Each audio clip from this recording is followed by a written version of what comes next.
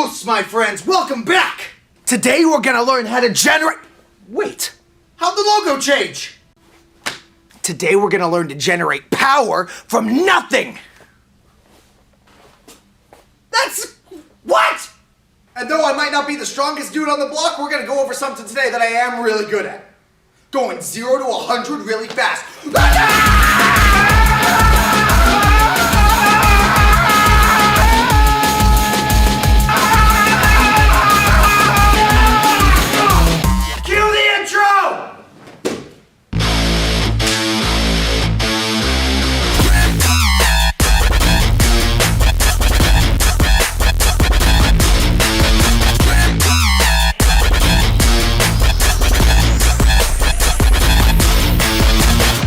Contrary to popular belief, I am a professional in this craft.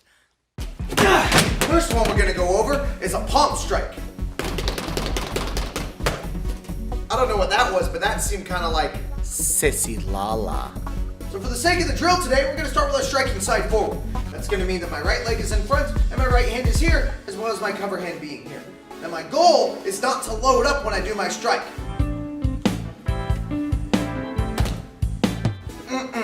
What I'm going to try to do instead is generate power from this isolated position using my hips stepping forward and just generating power right out of the get-go.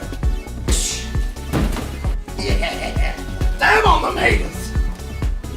Now the purpose of all of these drills is not necessarily to start from this touching position, but it gives us a point of reference from which we have to generate power from. To help us break this concept down, we're going to go over a concept called heavy hands. Heavy. Yup. Heavy. What we're gonna do is we're gonna simply use a pad of sorts.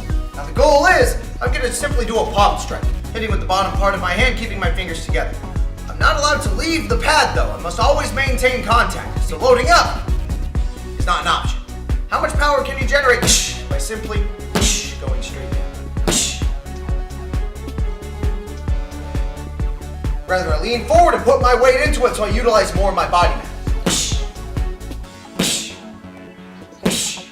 Notice it's not a slap. No, Sissy Lala! In order to generate power on this technique, I need to use as many muscles as possible. So that way, holy cow, I'm blurry! So that way you can generate as much power as possible. Boom! Starting from a touching point, just for the sake of the drill, I'm gonna lean forward, extend my striking surface out, put pressure on that opponent, but then recoil it back. It's not very efficient if I just do a push. I gotta make sure they can't strike back.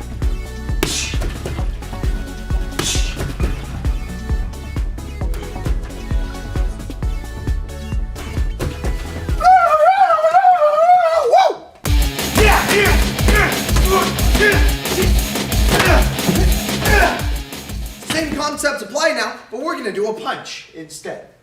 Peace! Trying to generate power from scratch.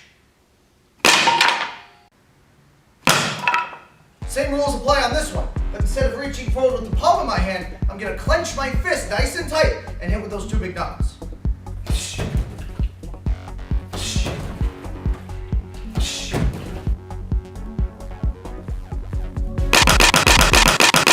Here's a drill the whole family can enjoy, and you can even do it from home. I'm gonna punch with my backhand for the sake of the drills, because I don't need a partner in that case. Come on, man, you got me. Yeah, sorry, Bob, you're really just more of a figment of my imagination. Anyway, I'm gonna start right here. I'm gonna try to generate power as much as I can from this seated position and see how far I can send this object.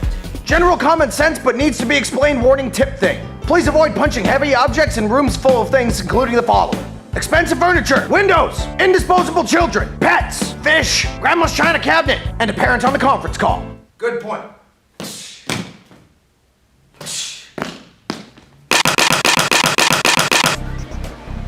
You might say I'm a big fan of this next one. You'll clench and elbow. Remember, on my elbow, it's important to hit with the ulna bone. It's the largest bone in my arm, as opposed to hitting with my funny bone. Nothing funny about that. That's correct. I'm gonna settle down, twist my hips, bringing my cover hand up as I settle in to my target.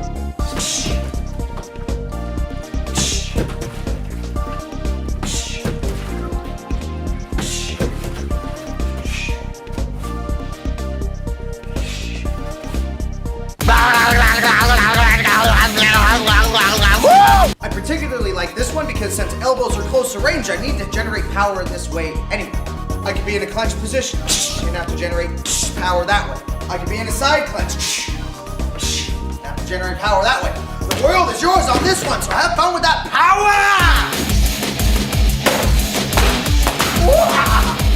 The next one's called a tusk. Like the elephant? Yeah, or a walrus. Or an Asian elephant? Okay, yeah, that too. Looks like this. Wait, narwhals have tusks too!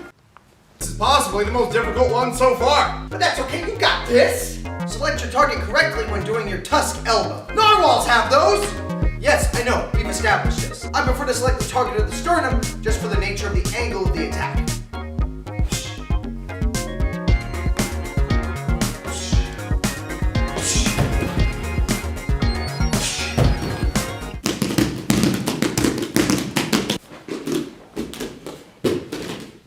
And it's important to remember that the purpose of these is to create power. So as this shoulder comes out, you'll notice I can't help but this shoulder come back. So if I had emphasis in those areas, not only just pushing this shoulder out, but pulling this shoulder back, I magnify my intensity using my upper torso. In addition, tightening my core and my legs to close the gap as I shift my hips is gonna make the lower part of my body have more power. Woohoo! And of course, it wouldn't be attribute training without some kicks. A standard side kick. Couple of things to keep in mind on my side kick. Shift your hips away from the target with the desired kicking leg in front, but don't turn your back to the opponent all the way. Chamber your knee in the front of your core and extend out, making contact with your heel. Recoil it back where it started, plant out of range. Oh yeah, boom. Got all that? Awesome. I'm gonna start right here, close enough to kick the pad. Step one in this process is just making sure that I can shift my hips. Forward, and back. Pay attention to what my bottom foot's doing. That hashtag pivoty pivot is going to be helping us generate power out of my hips most efficiently. Pivoty pivot. So now that whoa, that's blurry again. I really ought to stop doing that. Now that I'm close enough to kick my pad, I'm going to try to just balance on one foot and see how much power I can generate while pivoting to get that side kick out. Should look something like this.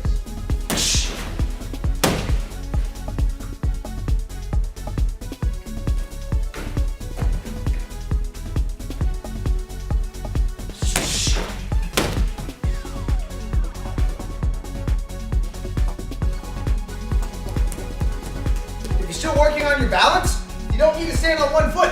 Just start right here and generate power from a double standing. Did he just say double I standing? think that's the correct term. Why can't you just call it normal standing? Yeah, okay, you're right.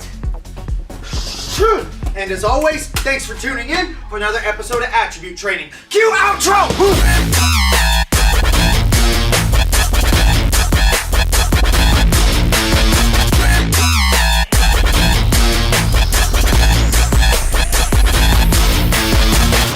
Contrary to popular belief, I am a professional in this craft. We hope you enjoyed today's video and will tune in to more. Every time someone subscribes to our channel, a Bob somewhere gets arms. Help out this poor dummy. Subscribe now! Have you subscribed yet?